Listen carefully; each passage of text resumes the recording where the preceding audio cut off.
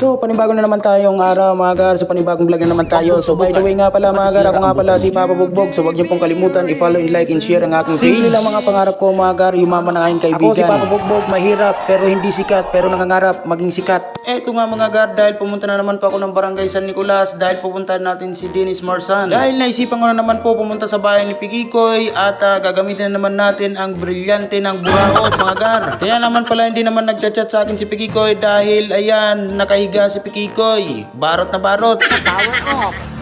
So yun mga gar, dahil napunta natin si Pikikoy at nakahiga sa duyan. Ayan, so ginising ko na po si Pikikoy para lumabas. Iya ko nga pala mga gar, pumunta sa kalsada dahil kami ay may abangan na customer. So paglabas ko nga mga gar sa mga kalsada, ayan nakita ko yung dalawa nagkikismisan. Pero mga gar, wag po kayong mag-alala dahil mga friends ko yan. Ayan, so dahil nakaupo na po ako sa may duyan, naghihintay tayo ng brilyante ng buraot dahil tinawag na po ako ni Pikikoy para kumain. So yun mga gar, naalis na naman po ang kapal na mukha ko. Pero sa totoo lang mga gar, hindi natin tatanggihan dahil biyaya yan. Dahil kapag walang biyaya ay sorry. Magkano ikalap sa riton? Dahil pumasok na pa ako sa bahay ni Dennis Marsan para kumuha ng ulam. Ayan, sa napapabugbog, nawawala na naman ang kapal na mukha mo. Talaga mga gar, ayan, sayang naman kasi ang biyaya kapag tinanggihan mo yan, siguradong gutom ka. Hanggang dito na lang po ako mga gar. So maraming salamat po sa lahat po mga nanonood ng aking video. So follow na lang po kayo gar sa aking page, Papa Bugbog. Maraming salamat po.